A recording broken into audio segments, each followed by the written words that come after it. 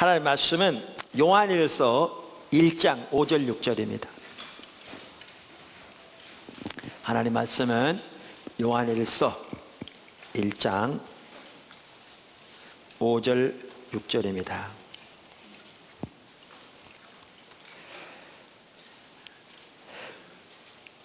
우리가 그에게서 듣고 너희에게 전하는 소식은 이것이니 곧 하나님은 빛이시라. 그에게는 어둠이 조금도 없으시다는 것이니라.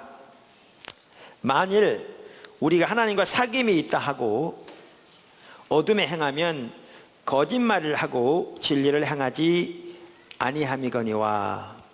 3장 6절입니다. 그 안에 거하는 자마다 범죄하지 아니하나니 범죄하는 자마다 그를 보지도 못하였고 그를 알지도 못하였느니라. 아멘. 우리가 그동안 제가 쓴 기초성경 공부 2권 하나님을 아는 것에서 자라남을 가지고 이렇게 시리즈로 살펴보았습니다.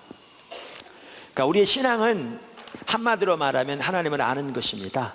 그걸 다른 말로 표현하면 하나님과의 친밀한 사귐입니다. 그래서 우리는 예수를 믿는 그 순간부터 하나님을 아는 일에서 자라나야 합니다. 그래서 하나님을 아는 일에 자라나는 데 있어서 필수적인 요소가 무엇인가 라는 부분들을 그동안 살펴보았는데요, 그냥 하나의 시리즈 설교로 그칠 것이 아니라 저도 그렇고 여러분 모두가 더욱더 그 삶을 살기를 추구하고 그 안에서 자라나게 되기를 주님으로 축원합니다.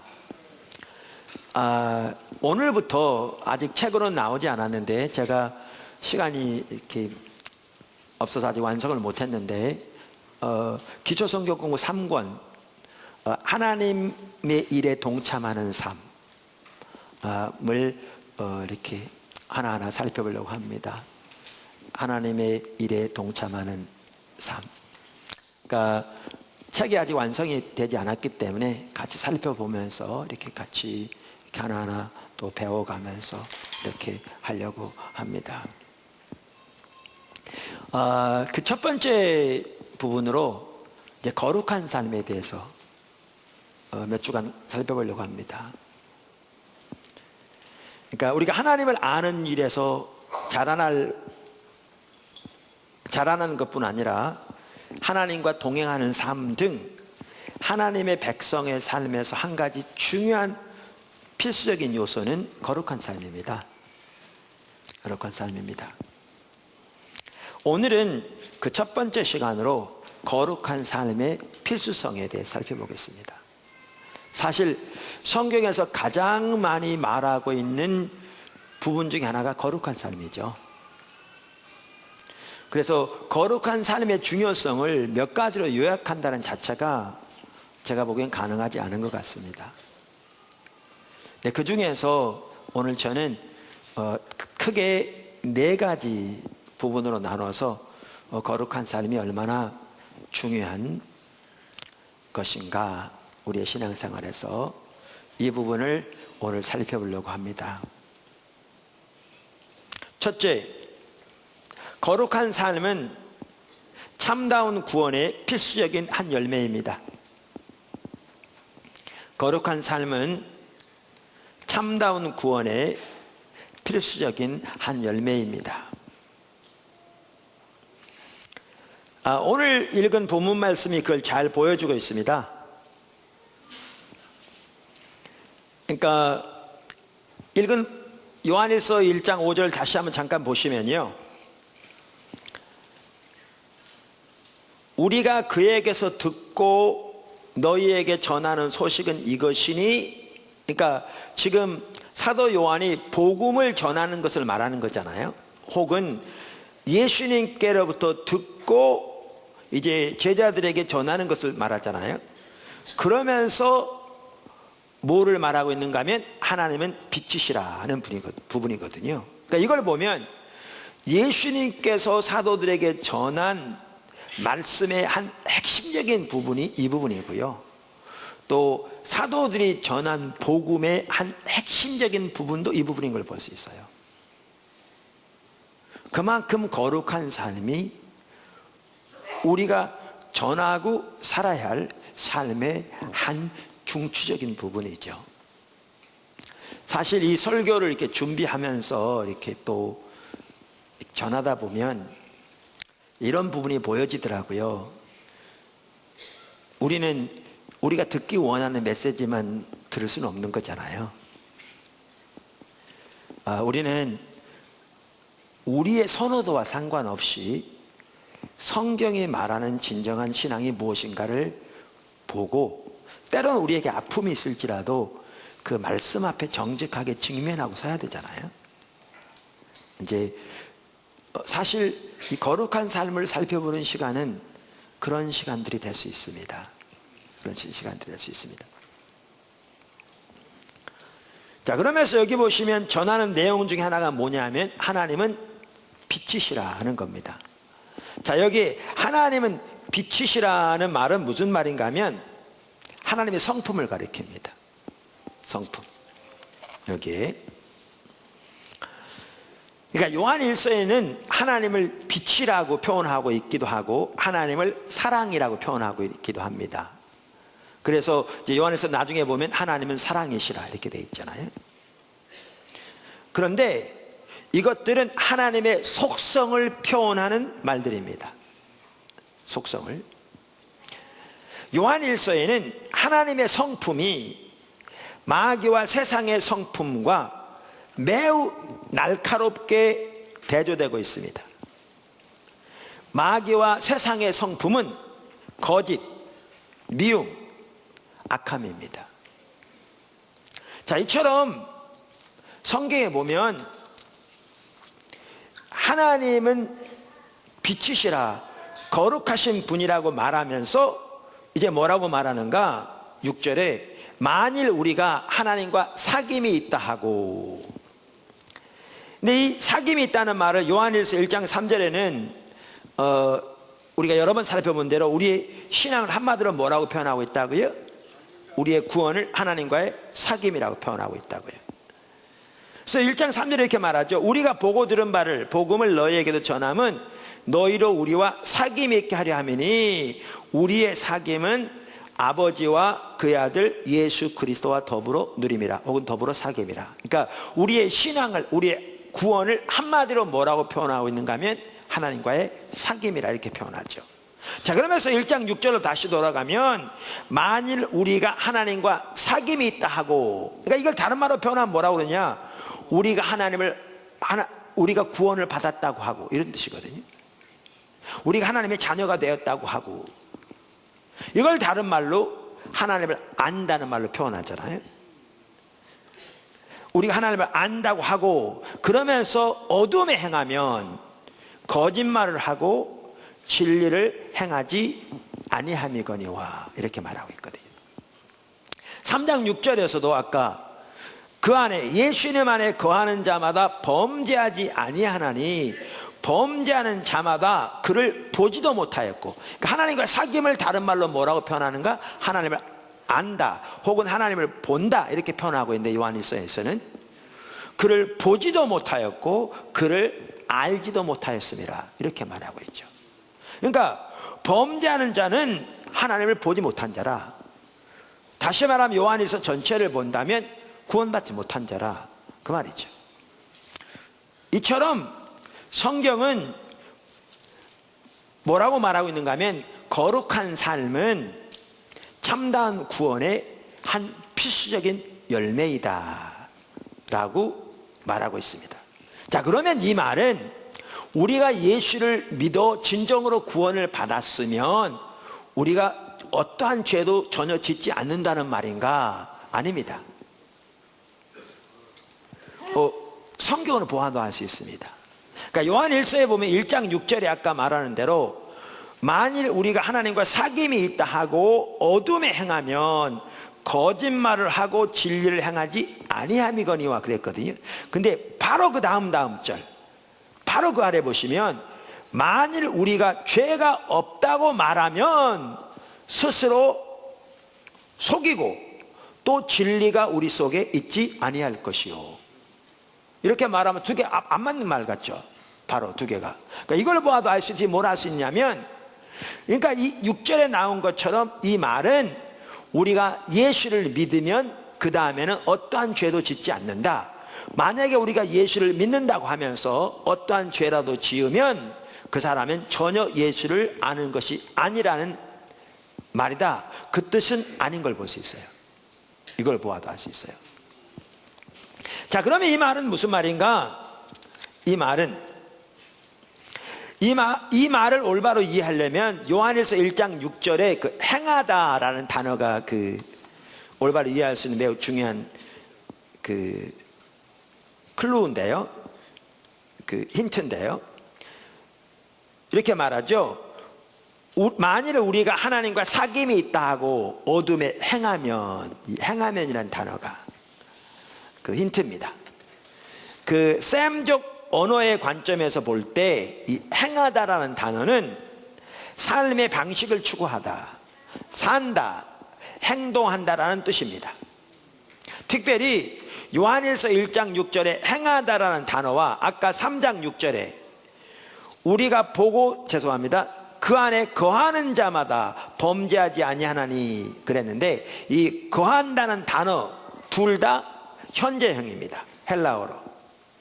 그래서 원어에서 현재형은 지속적인 행동을 가리킵니다.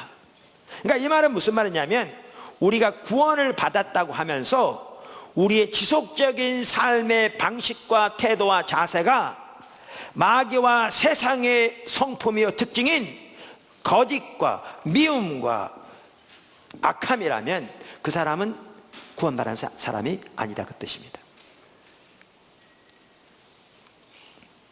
다시 말합니다.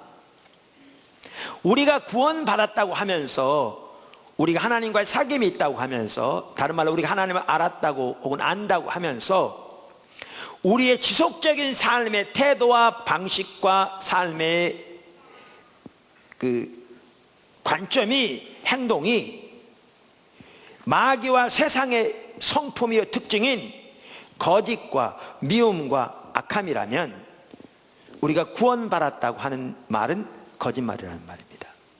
그 속에 진리가 있지 않다, 그 말입니다. 특별히 요한일서가 쓰여지게 된 것이 그 당시 그 교회뿐만 아니라 그 초대교회 여러 교회들에게 막대한 해를 끼치고 있던 이단인 영지주의에 대항해서 교회를 올바로 보호하고 그들에게 참다운 구원의 확신을 심어주기 위해서 요한일서가 쓰여졌거든요. 근데 영지주의의 가치관을 가지고 있는 사람들이 그렇게 가르쳤습니다. 그들은 하나님 안다고 하면서 그들의 삶에서는 어떠한 하나님의 길을 떠나서 어떠한 죄와 범죄 가운데 살더라도 상관이 없다고 가르쳤습니다. 그러니까 큰 두 가지 면에서 오늘날 신천지가 그 당시 영지주의에 너무나 비슷하다 이렇게 말씀드렸잖아요. 하나는 특별한 지식을 가져야 구원 얻는다는 그 관점, 오늘날 신천지가 그렇거든요. 그러니까 자기 교주가 소위 깨달았다고 하는 요한계시록의 그들이 완전히 갖다 짜 맞춘 그것을 깨닫고 그것을 알아야 구원 얻는다는 것이거든요. 그러니까 완전히 영지주의와 똑같습니다. 그 다음 두 번째는 구원을 얻으면 어떠한 죄를 짓든 상관없다. 그러니까 신천지 같은 경우에는 자기들의 목적을 위해서는 어떠한 수단과 방법도 가리지 않거든요. 너무나 똑같은. 그러면서 요한일서는 뭐라고 말하고 있는가 하면, 우리가 하나님을 안다면, 우리가 하나님과 사귐이 있다고 말하면서 우리의 지속적인 삶의 방식과 태도가 어둠과 세상의 특징인 죄와 거짓이라면 그 사람은 하나님을 아는 사람이 아니다, 이렇게 말하는 것입니다. 그러니까 여기서 볼 수 있듯이 거룩한 삶은 참다운 구원의 한 필수적인 열매입니다. 여러분, 구원받는 것은 단순히 교회에 나온다고 구원받지 않습니다. 하나님과의 만남을 통해서 구원받습니다. 예수 그리스도를 알므로 구원 얻습니다. 하나님께서 우리의 마음을 밝히셔서 십자가 못 박혀 돌아가신 예수 그리스도를 발견하게 하시고 그 앞에 우리의 죄된 모습 깨닫고 우리가 회개하고 하나님의 아들 예수 그리스도를 우리의 삶의 구주와 주님으로 모시는 그 하나님과의 만남이 있어야 구원받습니다. 그래서 우리의 구원을 하나님과의 사귐이라, 하나님을 아는 것이라 이렇게 표현하고 있고, 그걸 다른 말로 하나님을 보는 것이라 이렇게 표현하고 있습니다. 요한일서는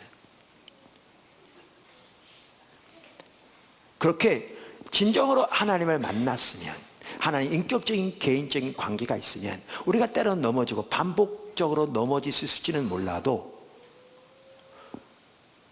여기 말한 것처럼 우리의 지속적인 삶의 패턴과 자세와 삶의 방식이 하나님은 전혀 알지 못하는 사단과 세상의 특징인 거짓과 악함과 미움일 수는 없다 그 말입니다. 없다 그 말이죠. 아멘. 두 번째, 거룩함은 하나님의 백성을 향한 하나님의 비전과 목표입니다. 거룩함은 하나님의 백성을 향한 하나님의 비전과 목표입니다. 에베소서 이 부분을 잘 볼 수 있겠더라고요. 에베소서 1장 3절에서 5절, 그 다음에 5장 25절 27절 한번 보겠습니다. 에베소 1장 3절. 찬송하리로다 하나님 곧 우리 주 예수 그리스도의 아버지께서 그리스도 안에서 하늘에 속한 모든 신령한 복을 우리에게 주시되. 자, 여기 보시면 이 구절에 보면 여러분 복 받은 분입니까? 못 받은 분입니까? 갑자기 물으니까 당황하셨죠? 여러분은 복 받을 뿐입니까? 못 받을 뿐입니까?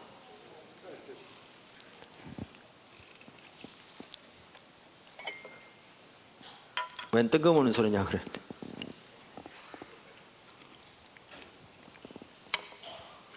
앞에 이렇게 순서들이 길어서 오늘 지금 정신이 혼미하시죠? 여러분은 하나님의 복을 받을 뿐입니까? 받은 분입니까?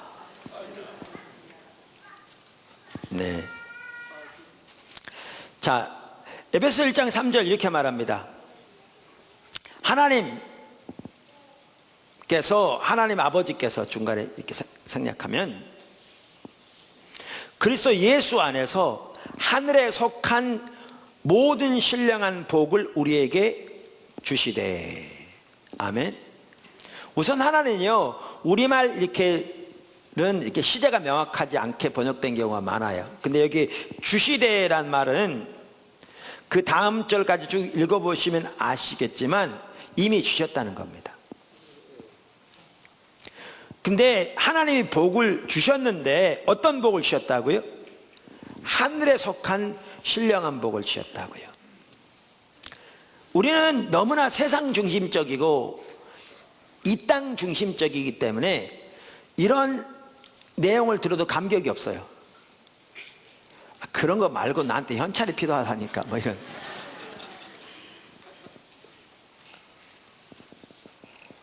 그런 걸 말고 나는 이번에 그 승진해야 된다니까, 이런 이렇게 너무나 이렇게 세상적인 것에 우리의 초점이 가 있기 때문에 감격이 없는 거죠. 근데 여기 뭐라고 말하고 있는가 하면 하나님께서 예수님 안에서 하늘에 속한 신령한 복을 주시되 모든 신령한 복을 주셨대요. 근데 주시되란 단어가 과거형이거든요. 이미 주셨다는 거예요.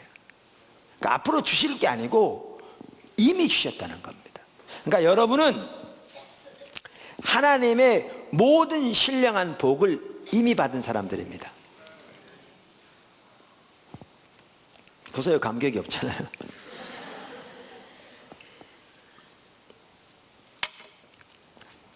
자, 여기 보면 하나님이 모든 신령한 복을 이미 주셨다. 근데 그 신령한 복 중에 하나가 뭐예요?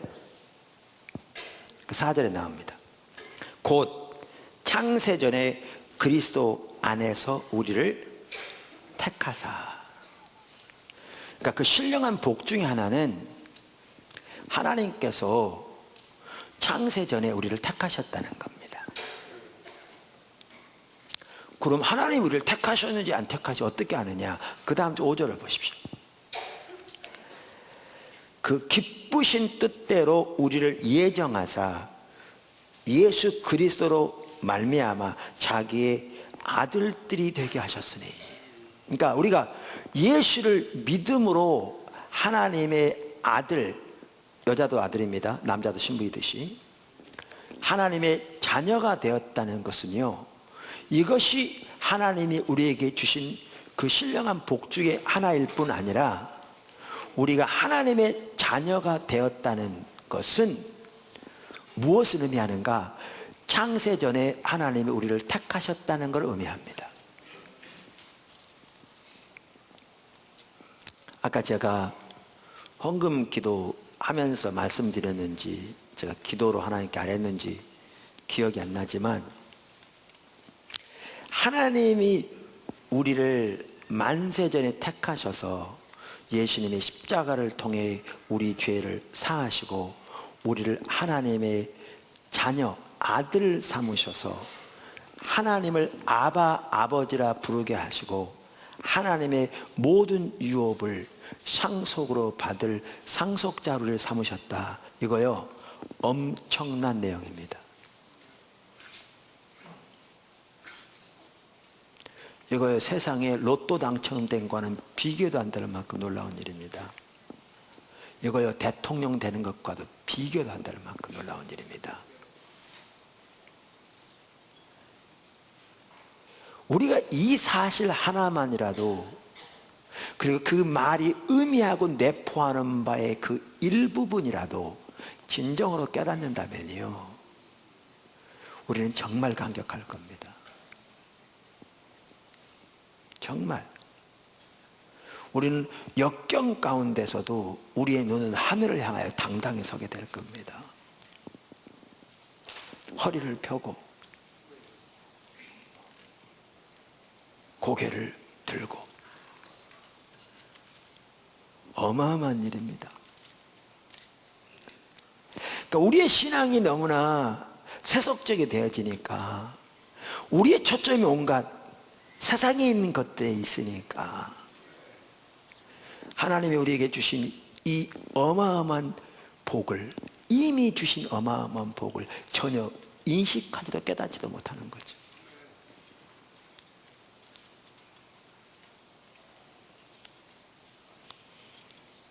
좀 그게 비유가 될 수 있을지 모르겠지만,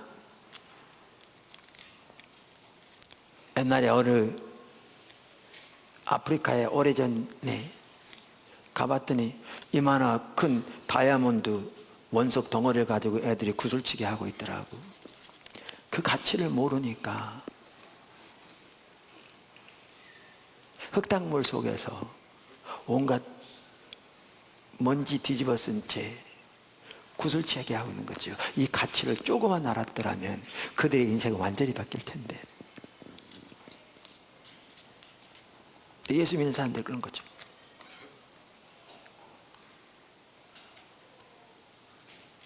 이 가치를 모르니까.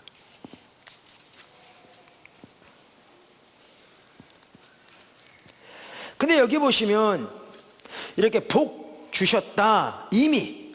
근데 그 중에 하나가 창세전에 우리를 택하셨다, 이렇게 되어 있는데요, 제가 여기 살펴보려고 하는 게 뭐냐 하면, 이 4절에 보면 하나님이 우리를 택하신 목적이 나와요. 왜 택하셨느냐? 물론 이게 유일한 목적은 아니겠지만 여기에 나온 기록된 중요한 한 가지 목적인 거죠. 그럼 왜 택하셨느냐? 4절, 우리를 택하사 우리로 사랑 안에서 그 앞에 거룩하고 흠이 없게 하시려고. 그게 목적입니다. 그러니까 우리를 택하신 목적이 하나님 앞에 혹은 예수님 앞에 거룩하고 흠이 없게 세우시려고 택하셨다. 에베소 5장에 보면 더 이렇게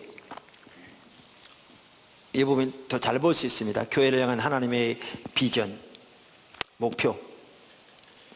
남편들아 아내 사랑하기를 그리스도께서 교회를 사랑하시고 그 교회를 위하여 자신을 주심같이 하라. 그러니까 지금 관계들을 다루잖아요. 거기에 보면 그러면서 부부 사이를 다루면서 예수님과 교회의 그 관계를 가지고 이제 부부 사이를 권면해요. 오늘 오후에 성경적인 자녀 교육에 대해서 나눈다 그랬는데 특별한 거 없고요. 이제 저도 자녀가 셋이잖아요.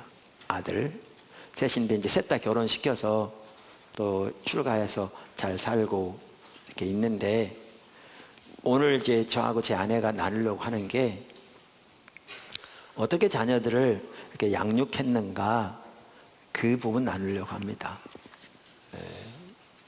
근데 우리는 이런 부분이 참 심각한 게 우리가 하나님의 백성이면서도 때로는 신앙의 본질을 추구한다고 하면서도 사람과의 관계에 있어서는 전혀 하나님의 길을 따라 하지 않으므로 가장 축복이고 하나님의 은혜가 넘치할 이 관계가 그야말로 사망이고 저주인 경우가 절대 적지 않습니다.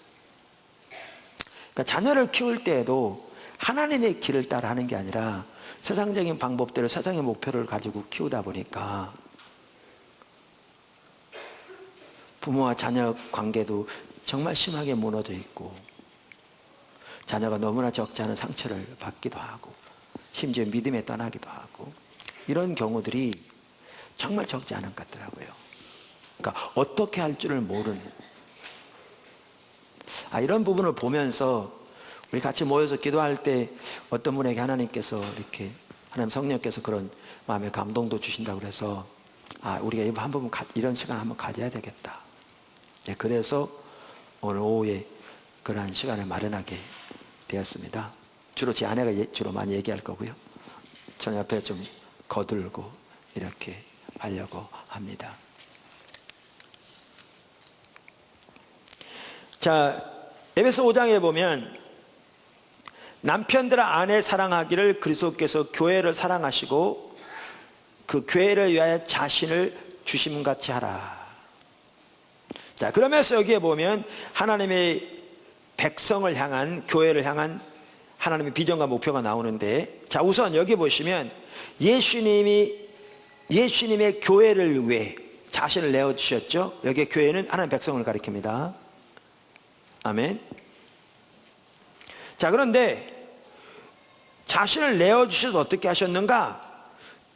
이는 곧 물로 씻어 말씀으로 깨끗하게 하사 거룩하게 하시고 우선 그들을 구원하사 거룩하게 하셨다는 거죠. 그러면서 27절에 이렇게 말합니다.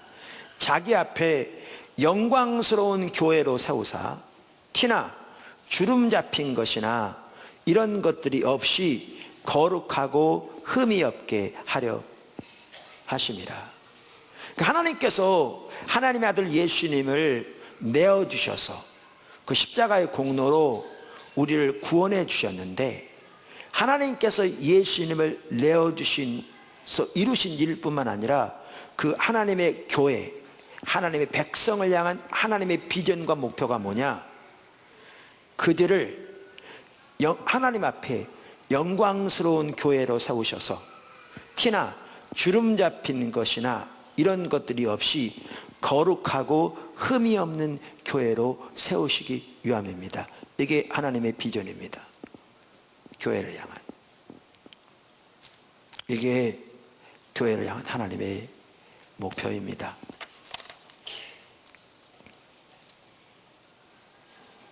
네, 이런 관점에서 오늘날 우리를 보시면 정말 심각합니다.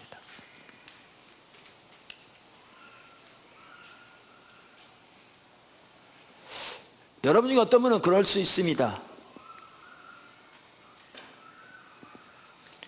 나는 좀 더 낫다. 우리는 좀 더 낫다. 등등. 근데 우리가 지금 우리가 어떤 상태에 있는가를 보려면 다른 사람과 우리를 비교해서 보아서는 안 됩니다.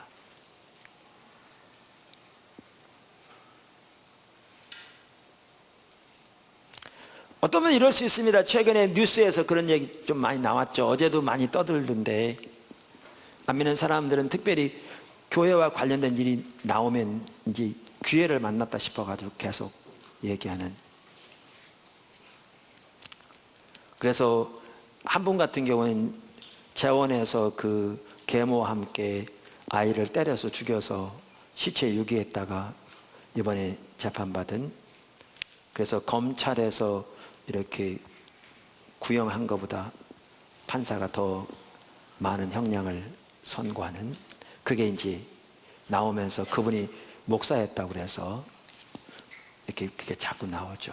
또 어떤 사람은 뭐 길거리에서 여자를 이렇게 정신병 모여서 심각하게 뭐 한 사람이 또 신학생이라는 뭐 얘기를 가지고 얘기하기도 하고. 우리가 이런 얘기를 잘못하면 쉽게 말하기 쉽습니다. 그러면서 우리는 안 그런 것처럼.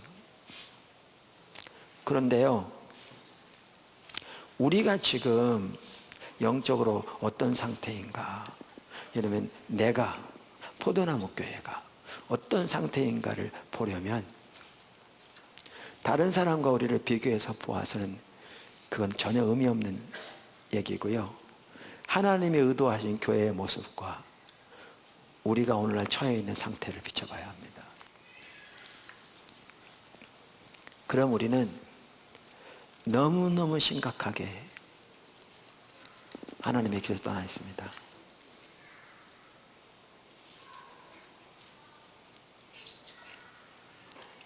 이 하나님의 의도가 나오는데,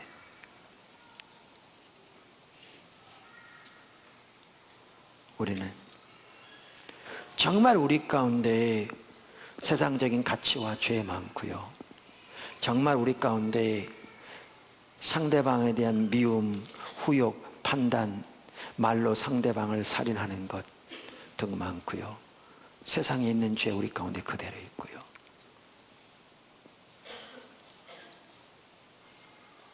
그러면서 우리는 한두 가지 남보다 낫다고 그것 때문에 우월감을 갖는다면 정말 어리석은 일이죠.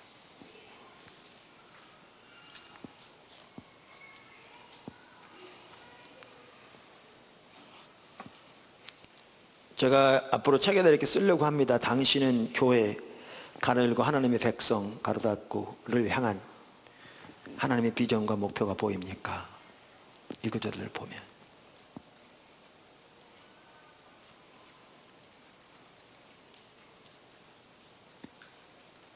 그런데 저는 이 말만 하고 넘어가려고 합니다. 우리가 그만큼 심각하게 하나님의 기준에서 떠나 있습니다. 우리는 얼마나 심각하게 하나님의 의도하신 삶에서 떨어져 있는가도 인식하지 못하고 있습니다. 그리고 우리가 살아가는 오늘날 삶의 방식이 그게 당연한 것처럼 받아들이고 있습니다. 그러면서 몇 가지 종교적인 의식만 하면 그게 신앙생활인 것처럼 우리는 잘못되어 있습니다. 근데 제가 이 부분만 말씀드리고 넘어가려고 합니다. 저는 이러한 상황인데도 한 가지를 신뢰하기를 원합니다. 그리고 그 한 가지를 붙잡고 서기를 원합니다. 그게 뭐냐 하면 하나님의 교회를 회복시키기 원하시는 하나님의 열망, 하나님의 질투. 하나님이 예수님을 주신 것은 하나님의 교회를 하나님 앞에 이렇게 세우시기 위함인데, 여러분 이렇게 생각하시니까 혹시 여러분 중에는 우리가 이 땅에 어떻게 살는지 상관없이 이 땅에 죽으면 예수님 오시면 우리가 저절로 변화되어서 주님이 앞에 이렇게 서게 될 거라, 여러분 이렇게 믿으십니까? 만약에 그렇게 믿는다면요, 여러분 성경 중에서 반은 찢어버려야 합니다. 안 맞습니다. 조금 살펴볼 그 수많은 구절들은 성경에 나오면 안 될 내용들입니다. 왜요? 성경은 그렇게 말하고 있지 않습니다.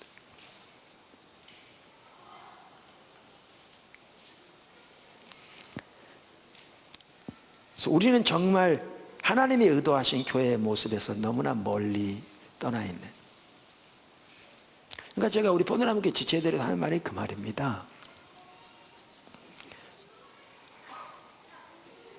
어떤 부분에서 다른 사람들과 비교해가지고 우리는 그게 좀 낫다고, 다른 부분은 훨씬 못한 부분도 많은데 낫다고, 그런 이해를 가지고 안일함 가운데 행하지 말라, 그 얘기죠. 하나님이 의도하신 교회의 모습을 보라, 그 말이죠. 그리고 그것을 위해서 예수님이 자신을 내어주신 교회의 모습을 보라. 그리고 그 앞에 비춰진 내 모습을 보라. 그리고 이제 이게 보여지면요, 우리는 하나님의 은혜를 구하여 주 앞에 설 수밖에 없어요. 주님의 긍휼과 자비를 구해서 애통하면서 도와달라고, 은혜와 자비와 긍휼을 베풀어 달라고. 그게 우리에게 필요한 자세입니다. 그게. 근데 저는 한 가지 아까도 말씀드린 믿는 게, 이게 하나님의 비전이 하나님의 목표고 이걸 위해서 하나님이 하나님의 아들을 내어주셨는데,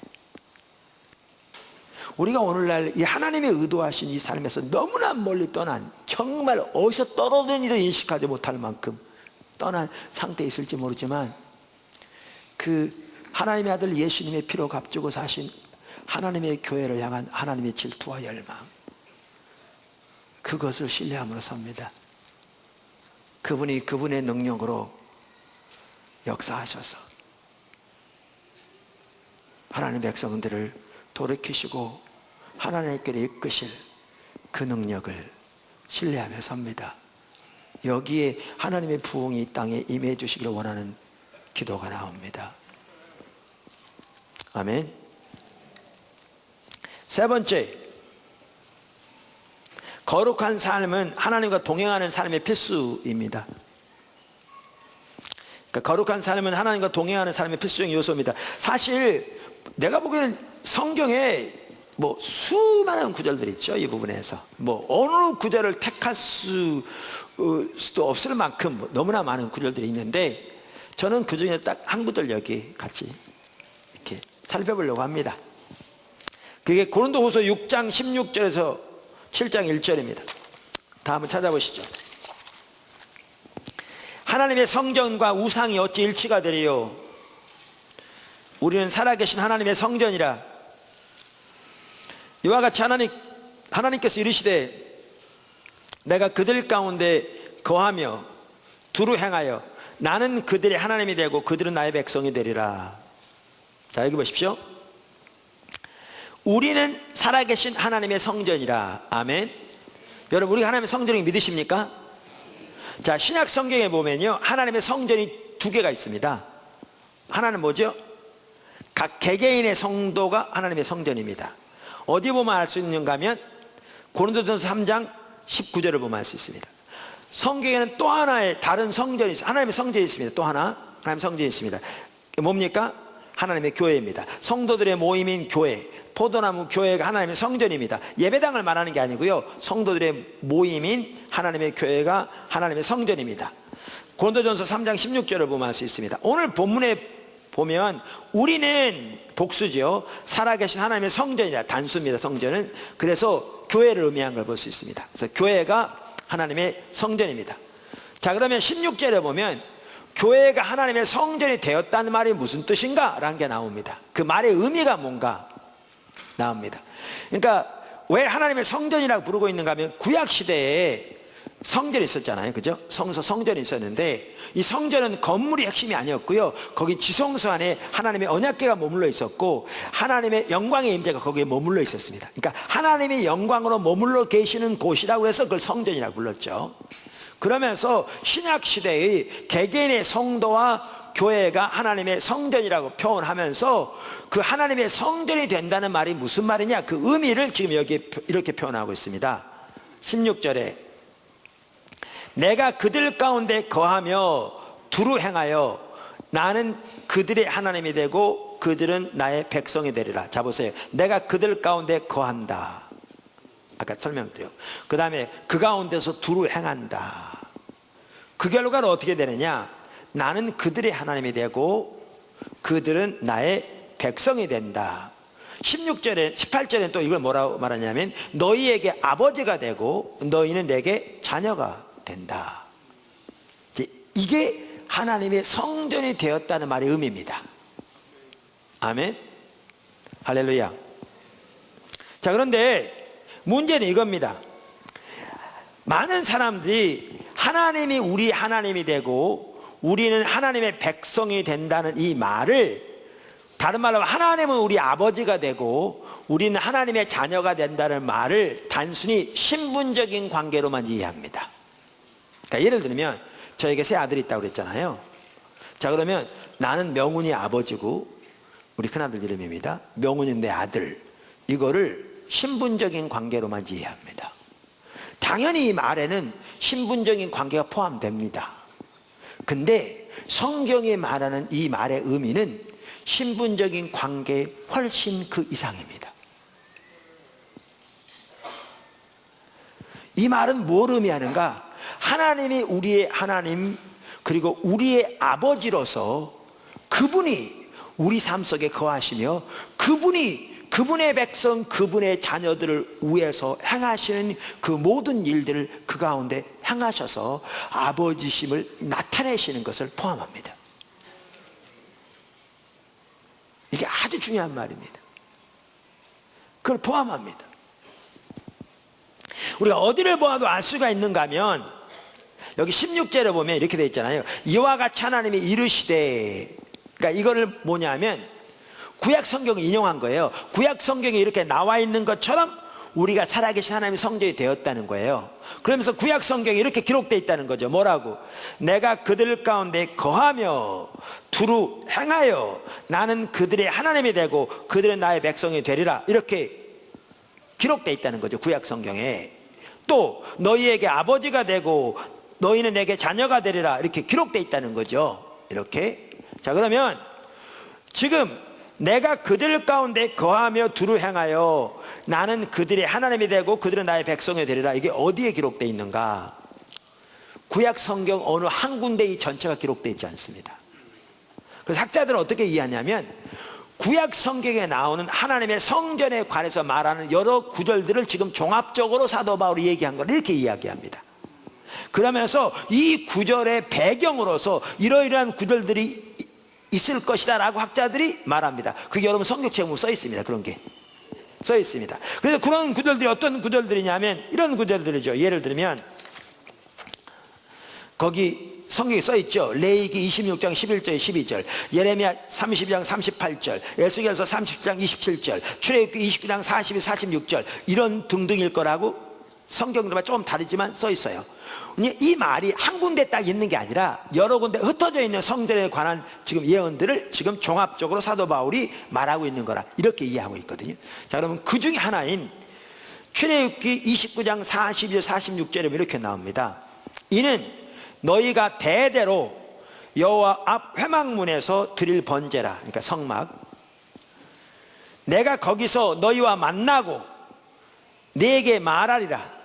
내가 거기서 이스라엘 자손을 만나리니 내 영광으로 말미암아 회막이 거룩하게 될지라. 내가 그 회막과 제단을 거룩하게 하며 아론과 그의 아들들도 거룩하게 하여 내게 제사장 직분을 행하게 하며 내가 이스라엘 자손 중에 거하여 그들의 하나님이 되리니 그들은 내가 그들의 하나님 여호와로서 그들 중에 거하려고 그들을 애굽 땅에서 인도하여 낸 줄을 알리라. 나는 그들의 하나님 여호와니라. 그러니까 우리가 성막만 하더라도 우리는 뭘 딱 생각하냐면 제사를 생각해요. 짐승의 제사, 구약시대 드려졌던. 당연히 거기에서 짐승의 제사가 드려졌어요. 거기에서. 그리고 그 짐승의 제사는 예수는 십자가의 대속의 죽음을 위한 그림자였어요. 하나의 미리 예언한 그림자 같은 거죠. 그런데 구약시대부터 성막 혹은 성전은 제사가 핵심이 아니었어요. 하나님과의 만남이었어요. 여기 내가 그들을 만나리라. 그들을 지도하리라. 그들 가운데 거하리라. 그들 가운데 운행하리라. 그래서 내가 하나님을 보이시리라. 여러분, 한 예를 들면, 그러니까 이스라엘 백성들의 광야 생활 가운데 그 성막에 하나님의 영광의 임재를 거하시면서 구름 기둥과 불 기둥으로 그들을 지도하시고 그들을 위해 싸우시고 그들을 위해 필요를 공급하시고 하나님이 하나님 되심을 운행하시 역사하셨습니다. 이게 하나님이 우리 하나님 되시고 우리가 하나님의 백성이 된다는 말의 의미입니다. 이게 교회가, 개개인의 성도가 하나님의 성전이라는 말의 의미입니다. 여러분, 세상적으로 봐도 그래요. 제가 무식하니까 좀 양해를 해주세요. 잘 모르니까. 누굴 마땅히 좀 예를 들려고 그랬는데 마땅히 좀 생각나는 게 없어서. 예를 들면 우리 이병철 씨를 생각해 보십시다. 아니, 하나님을 세상의 그 죄인인 사람에게 비교한다는 건 너무나 잘못된 건데, 제가 여러분 좀 이해하기 쉽도록, 이병철 씨가 이건희 씨 아버지잖아요. 그럼 이건희 씨 어렸을 때 이병철 씨는 이건희 씨의 아버지고 이건희 씨는 이병철 씨의 아들이잖아요. 그런데 이거는 단순히 신분적인 관계만 얘기합니까? 만약에 그러질 않았는데 이건희 씨가 먹을 것이 없어서 길거리에 쓰레기통 주워서 먹고 살아. 잘 씻지 못해가지고 상처가 나가지고 곪아가지고 살이 썩어가. 그런데 아버지 되는 이병철은 관심도 없어, 이건희 씨에 대해서. 이병철 씨는. 그리고 그런 상태에 있으면서 이건희 씨는 뭐라고만 다니냐면 우리 아버지는 이병철 씨예요, 우리 아버지 이병철 씨, 이러고만 다녀. 그럼 얼마나 어리석은 일이냐고요. 얼마나 말도 안 되는 얘기냐고요. 근데 이게 오늘날 대부분의 성도들이 하고 있는 일이에요. 이게 하나님께서 나는 너희 하나님이 되고 너희는 내 백성이 되리라, 나는 너희 아버지가 되고 너희는 내 자녀가 되리라, 이 말은 단순히 신분적인 관계만을 말하는 게 아니었다고요. 그걸 포함하죠. 천지를 창조하신 만군의 여호와 하나님이 그 백성의 하나님으로서 그 자녀들의 아버지로서 그들을 위해 그들 가운데 거하시며 영광의 임재로 실제로 그들 가운데 거하시며 그들을 지도하시고 그들을 위해 싸우시고 그들 가운데 그들을 통해서 하나님 되심을 나타내시고 그들의 필요를 공급하시는 것 등 하나님의 뜻을 위해서 역사하시는 것 등 이렇게 해서 나타나시는 것을 의미하는 건데, 오늘날은 이 하나님은 우리 아버지가 되시고 우리는 하나님의 자녀가 된다는 이 말을 신분적인 관계로만 이해하니까 천지를 창조하신 만군의 여호와 하나님이 우리의 하나님 되시며 우리의 아버지 되시는 그 놀라운 능력과 그 생명과 은혜가 우리 삶 속에 전혀 나타나고 있지 않음에도 불구하고 우리는 여전히, 아까 제가 예를 들 때 여러분 다 실수했잖아요. 무슨 얘기잖아요. 그 말도 안 되는 얘기잖아요. 세상에서도 말도 안 되는 얘기인데, 근데 우리는 그렇게 살아가면서 그렇게 하나님의 살아계신 역사가 철저하게 하나님의 성전인 하나님의 백성과 하나님의 교회 가운데 거쳐 있음에도 불구하고 우리는 여전히 뭐라고 말하고 있는가? 하나님, 우리 하나님, 우리 하나님의 백성, 이것만 말하고 다니는 거죠.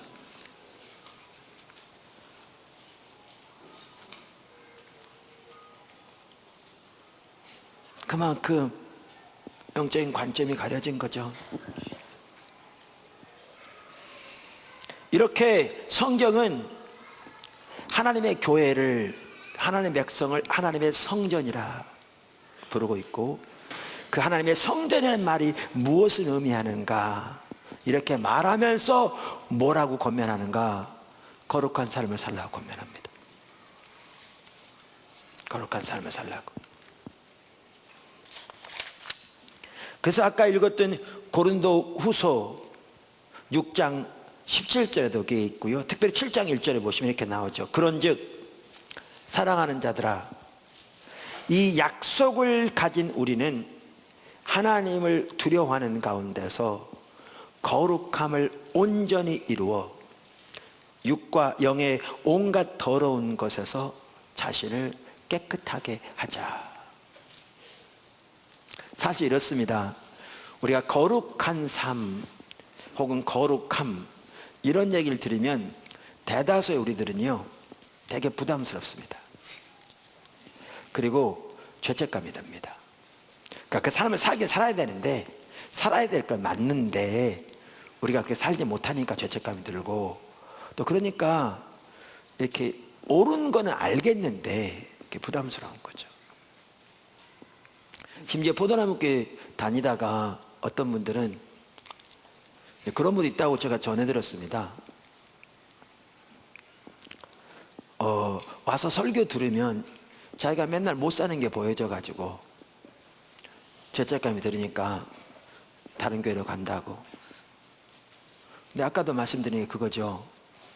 그래서 갔다고 그런 얘기를 들었는데, 아까 교회를 향한 하나님의 비전 보셨잖아요. 목표. 그래서 그걸 위해 예수님을 주신. 자, 그런데 오늘날은 여기에 비하면 정말 하늘이, 그러니까 땅에서 높은 것처럼 하나님의 목표와 크고, 물론 목표고 비전이지만 우리는 너무나 멀리 떨어져 있잖아요. 자, 그러면 우리는 이 상태에 있으면서 하나님 목적과 목표와 계획도 전혀 모른 채 그저 여기서 몇 가지 종교적 의식만 한다고 그저 편하게 지내는 게 우리 신앙생활입니까? 자기가 듣기 좋아하는 말만 듣고 평강이나 메시지만 듣고 그저 마음 편한 게 그게 우리 신앙생활입니까?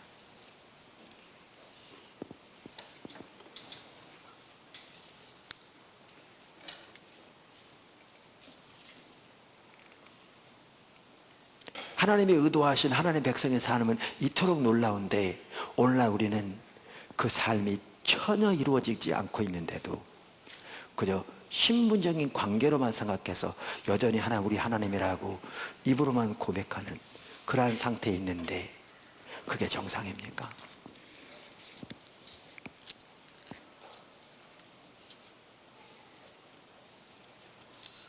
자, 그런데 제가 뭘 말씀드렸냐면, 이런 상황에서 우리가 거룩함 이런 얘기를 나누면 부담스럽습니다. 죄책감 듭니다. 근데요, 우리가 하나님과 동행하는 삶이 얼마나 소중하고, 하나님이 우리 가운데 하나님의 생명이 넘치는 그 축복된 삶을 우리에게 주시기를 원하시고 또 예비하셨고, 그것을 우리가 그 삶을 누리는 것이 얼마나 복된 삶인가를 인식하게 되면 거룩한 삶이 부담이 아니라 열망이 됩니다. 우리의 바람이 될 수 있고요, 우리의 기대가 될 수 있습니다. 우리는 앞으로 살펴보겠지만 하나님의 은혜로 말미암지 않고는 거룩한 삶을 살 수 없습니다. 그리고 거룩함 자체가 하나님의 생명입니다. 그리고 하나님만이 우리를 거룩하게 하실 수 있습니다. 한편으로는.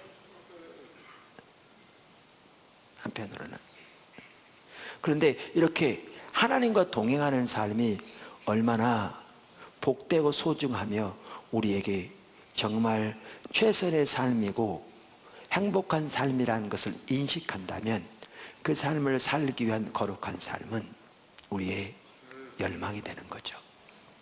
이 인식의 전환이 저와 여러분에게 있기를 주님으로 축원합니다. 그러니까 누구죠? 히버트 박사도요, 요한 1서에서 이렇게 얘기했더라고요. 신자가 빛이신 하나님과 더욱 친밀하게 교제를 가질수록 그는 모든 도덕적 어둠으로부터 자신을 깨끗게 해야 할 필요성을 더욱 의식하게 될 것이다. 그가 주님의 형상으로 변화되는 이 복된 소망을 더욱 묵상할수록 그는 더욱 열정적으로 현재의 개인적인 선교를 추구하게 될 것이다. 아멘. 네 번째, 시간이 좀 지났는데 죄송합니다. 오늘 특별한 날이라. 네 번째, 거룩한 삶은 예수님을 기다리는 삶의 필수적인 요소입니다. 거룩한 삶은 예수님을 기다리는 삶의 필수적인 요소입니다.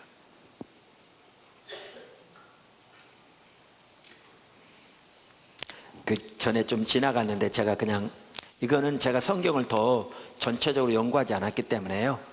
제가 말씀드릴 수는 없고요. 확신 있게. 근데 이제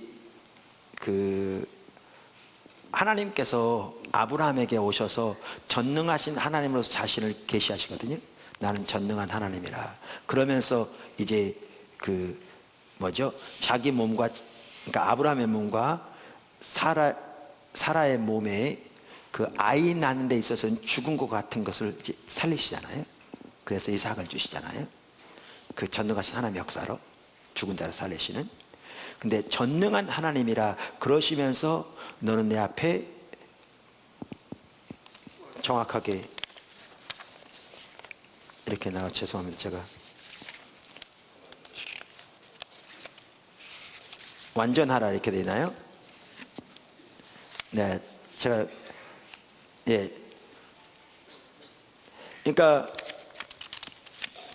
창세기 17장 1절, 아브라함이 99세 때에 여호와께서 아브라함에게 나타나서 그에게 이르시되 나는 전능한 하나님이라 너는 내 앞에서 행하여 완전하라 이렇게 돼 있거든요. 그러니까 제가 뭐 얘기하려고 그러냐면 출애굽 당시에 모세가 이스라엘 백성 앞에 영광중에 임하실 때도 그랬고, 요단강을 가르시기 위해서 그 놀라운 역사를 일으키시기 전에 하나님께서 여호수아에게도 그랬고, 그러니까 여러 곳에서 전능하신 하나님으로서의 자신을 나타내실 때 백성들에게 반복해서, 다른 데도 마찬가지지만 강조하셨던 부분이 거룩한 삶이었거든요. 이제 아까도 말한 성경 전체적으로 아직 제가 봐서 얘기할 못 되니까, 그러면서 하나님께서 우리에게 정말 거룩한 삶으로의 더 나아가도록, 당연히 우리 삶 기본적인 자세고 태도며, 동시에 그런 부분들을 우리에게 집중적으로 말씀하고 인도하고 계신다면, 한편으로는 뒤집어 놓고 생각하면 하나님의 더 놀라운 역사를 우리는 기대할 수 있거든요.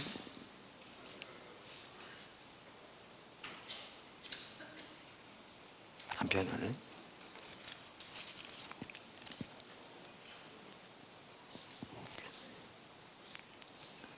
그러니까 아까 말한 대로 전체적인 것을 아직 말씀 못 드리지만 그런 뭔가 좀 낌새가 있지 않나.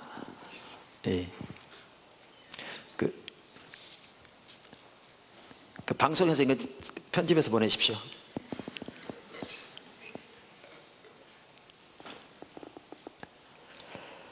자, 거룩한 삶은 예수님을 네 번째 뭐라고 했죠? 거룩한 삶은 예수님을 기다리는 삶의 필수적인 요소입니다. 자, 작은 첫 번째, 신약 성경에 의하면 성도의 삶의 중요한 한 부분은 예수님의 재림을 기다리는 삶입니다. 이게 참, 그러니까 제가 똑같은 얘기를 또 합니다. 설교하다 보면 그런 게 보여요. 우리가 처해 있는 상황이 얼마나 성경에서 말하는 신앙에서 멀어져 있는가가 보일 때가 종종 있어요. 그 중에 한 부분이 바로 이 부분입니다. 그러니까 성경에 나오는 귀한 하나님의 사람들, 특별히 초대교회 사도들과 성도들은 예수님의 다시 오심을 기다리는 삶을 살았어요. 그리고 그 삶을 살라고 성경은 강력하게 명령하고 있고요. 제가 몇 구절 읽어보겠습니다.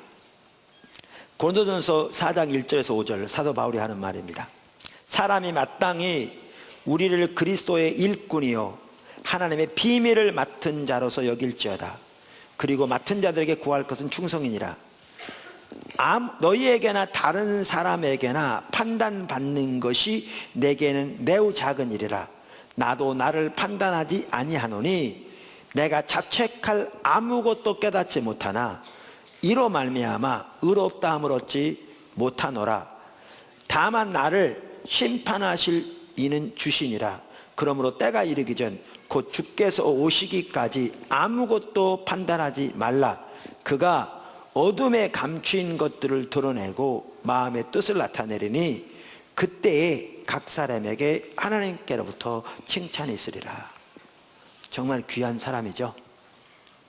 그러니까 사도 바울이 뭐라고 말하면 이렇게 말해요. 나는 자책할 아무것도 깨닫지 못한다. 저하고는 달라요. 저는 자책할 거 많은데 사도 바울은 자기가 자책할 것을 아무것도 발견하지 못한다. 근데 그럼에도 그는 자기 의로는 하나님 앞에 내세울 것이 아무것도 없다. 주님의 십자가의 공로만을 하나님의 은혜로만 선다. 여러 곳에서 말하고 있죠. 그러면서 그는 더 뭐라고 말하고 있는가 하면 너희에게 판단받는 것이 나는 별로 중요하지 않다. 다른 사람에게 판단받는 것도 나에게는 별 의미가 없다. 나는 스스로 내 자신도 판단하지 않는다. 나를 판단하는 분은 딱 한 분 계신데 그분은 예수 그리스도라. 그분이 오실 때 어둠에 감추인 것뿐만 아니라 마음의 생각까지 드러내셔서 선악간에 판단하시리라. 그날을 바라보고 삽니다. 바울이요. 근데 우리는 오늘날 일부에서는 시한부 종말론 해가지고 몇 년 몇 월 며칠에 예수님 다시 오신다고 기도원에 모여서 교회에 모여서 예배하고 직장도 안 나가고 학교 애들도 안 보내고 그때 안 오면 또 날짜 늦춰가지고 또 기다리고 이런 사람들이 있는 반면에 잘못된 거죠.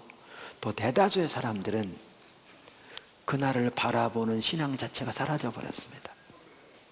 우리의 초점은 오직 세상에 있는 것들에 있는 그걸 위해 살아가는, 그리고 하나님은 그걸 위한 수단으로 전락해버린, 성경이 말하는 신앙에서 너무나 멀리 떠나버린, 그게 오늘날 우리들의 모습이 아닌가 싶습니다. 대다수의 우리들. 고린도서 5장 7절 10절 이렇게 말합니다. 이는 우리가 믿음으로 행하고 보는 것으로 행하지 아니함이로라. 우리가 담대하여 원하는 바는 차라리 몸을 떠나 주와 함께 있는 그것이라. 그러니까 사도 바울은 이 세상 사는 것보다 이 세상을 떠나 주님과 함께 있기를 더 원했다, 이렇게 말하고 있습니다. 그런즉 우리는 몸으로 있든지 떠나든지 주를 기쁘시게 하는 자가 되기를 힘쓰노라. 이는 우리가 다 반드시 그리스도의 심판대 앞에 나타나게 되어 각각 선악간에 그 몸으로 행한 것을 따라 받으려 함이라. 한 구절만 더 읽겠습니다. 디도서 2장 11절 13절.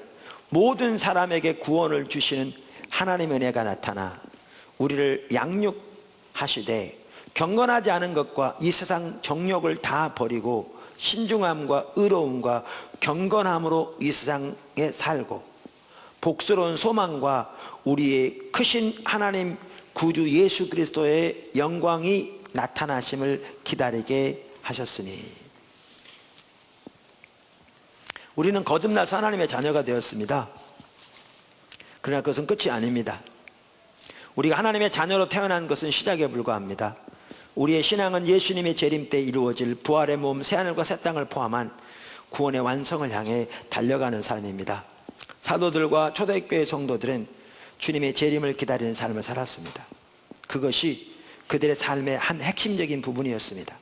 그들의 사역, 그들의 섬김, 그들의 희생, 그들의 삶 등 그들의 삶의 모든 영역에 있어서 그 한 핵심적인 동기는 주님의 날에 대한 그들의 소망이었습니다. 근데 우리는 어떻냐 그 말이죠. 이게 성경인데, 이게 하나님 백성의 삶인데, 미국에 나온 가장 위대한 설교자라는 조나단 에드워즈가 늘 그랬다고 그래요. 제가 책에서 누구한테 들었고요, 어떤 분 설교에. 제가 책에서 아직 확인을 못해서 책에서 확인하면 그 레퍼런스를 달아서 제가 책에 인용하려고 합니다. 늘 기도하기를, 하나님 제 눈에 영원의 세계에 대한 인을 쳐주세요. 그러면 이 땅에 있는 영화는 희미하게 보일 것입니다. 성경에 나오는 하나님의 귀한 사람들이건 2000년 교회사에 나온 하나님의 귀한 사람들이건 그들은 성경에 명하는 대로 그 나라를 바라보고 살았습니다. 우리에게 이게 더 회복되기를 간절히 소원합니다. 그런데 주님을 기다리는 삶에, 이게 작은 두 번째입니다. 한 핵심적인 요소는 거룩한 삶입니다.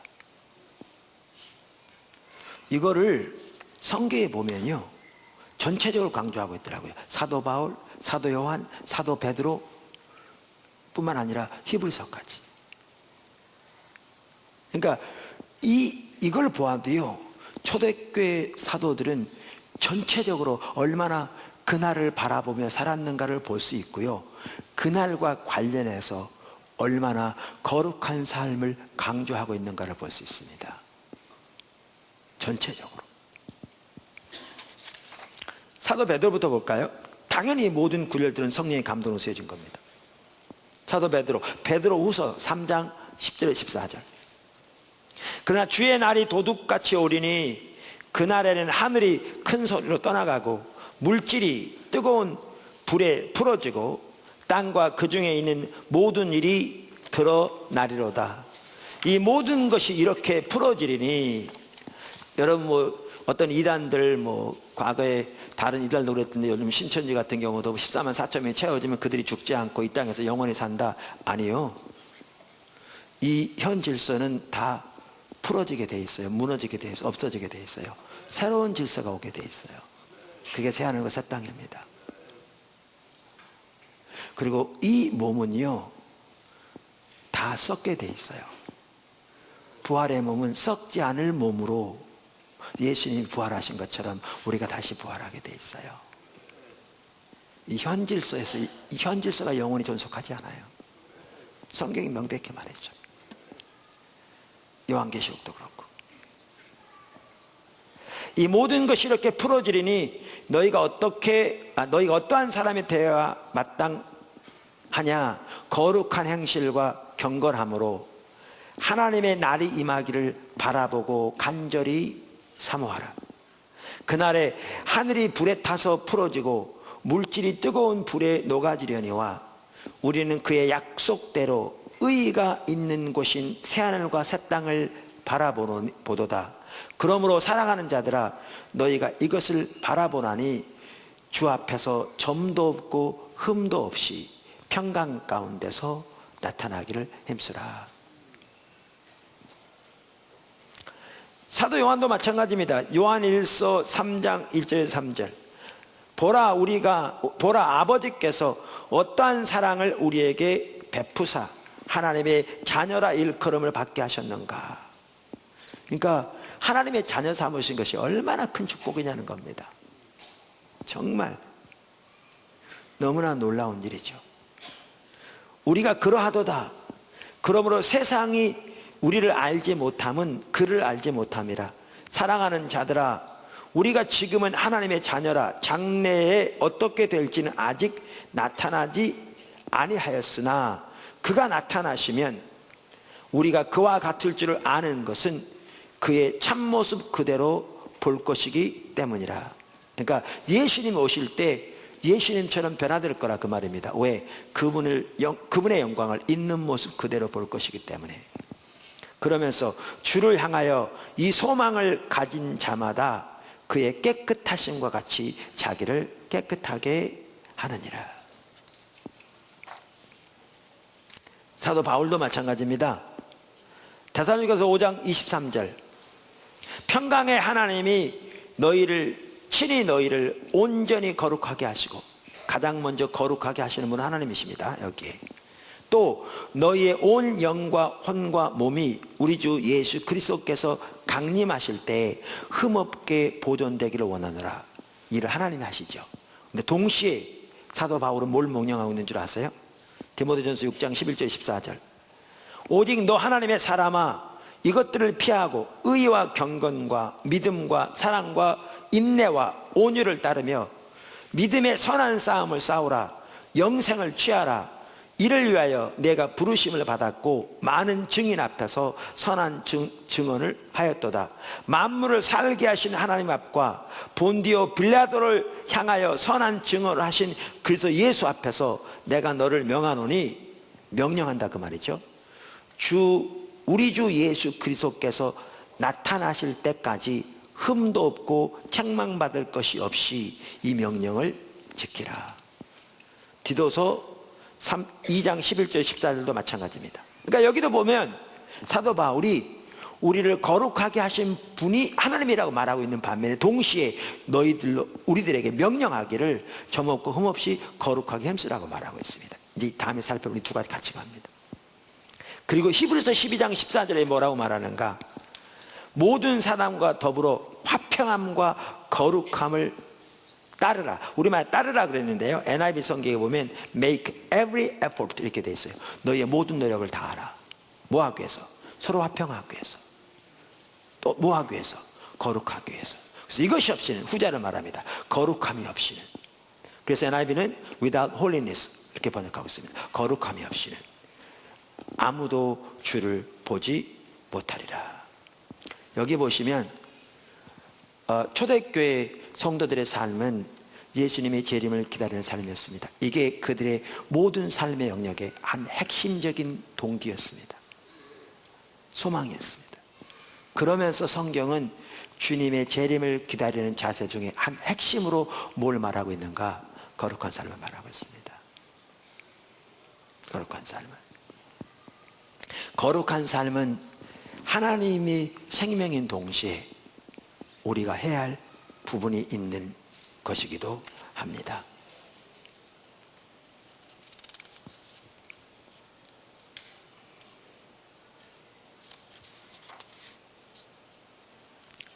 그래서 여기도 보면 일부에서 아까도 말씀드린 대로 시한부 종말론을 믿으면서 예수님의 재림이 임박했다고 날짜를 정하고 준비하기 위해서 모든 사회로부터 분리되어 자기들끼리만 모여서 예배를 드리고 기도해야 한다고 주장한 사람들도 있고요. 어떤 사람들은 매일 밤 12시에 모여서 기도하는 것이 주님의 재림을 준비하는 것이라고 말하는 사람도 있습니다. 심지어 우리의 가까운 사람 중에 어떤 한 지방에 있는 분은 지금 현재 한 40명 남짓 되는 사람들이 여기저기 콘도들을 옮겨 다니면서 주님 곧 오신다고 아이들 학교도 보내지 않고 그렇게 예배만 드리고 있답니다. 그런데 그 모든 것들은 다 잘못된 것입니다. 왜냐하면 예수님의 재림을 준비하는 삶은 그러한 것들이 아니기 때문에 우리는 늘 예수님의 재림을 준비하며 그것을 바라보고 사모하는 삶을 살아야 합니다. 그런데 예수님의 재림을 준비하는 삶은 날마다 주님과의 친밀한 교제 가운데서 주님과 동행하는 삶을 사는 것입니다. 오늘도 믿음의 선한 싸움을 싸우고 말씀을 전하는 것을 포함해서 오늘도 주님의 선한 일에 힘쓰고 오늘도 주님께 순종하는 삶을 살고 오늘도 사랑하는 삶을 살고 오늘도 거룩한 삶을 사는 것이 주님의 재림을 기다리는 삶입니다.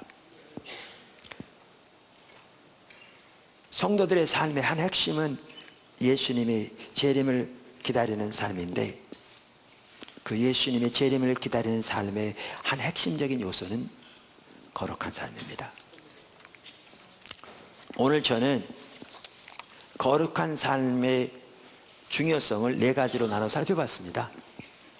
거룩한 삶은 참다운 구원의 필수적인 한 열매이고, 거룩함은 하나님의 교회를 향한 하나님의 비전이요 목표이며, 거룩한 삶은 하나님과 동행하는 삶의 한 필수적인 요소이고, 거룩한 삶은 주님의 재림을 기다리는 한 핵심적인 요소입니다. 우리가 이 거룩한 삶을 몇 주 동안 살펴보면서 이렇게 우리 자신을 돌아보고, 특별히 하나님과 동행하는 삶의 그 복된 소중함과 그 아름다운 일들을 바라보면서 거룩한 열망을 가지고 거룩한 삶을 살기를 더 추구하는 저와 여러분이 되기를 주님의 축원합니다. 기도로 마치겠습니다.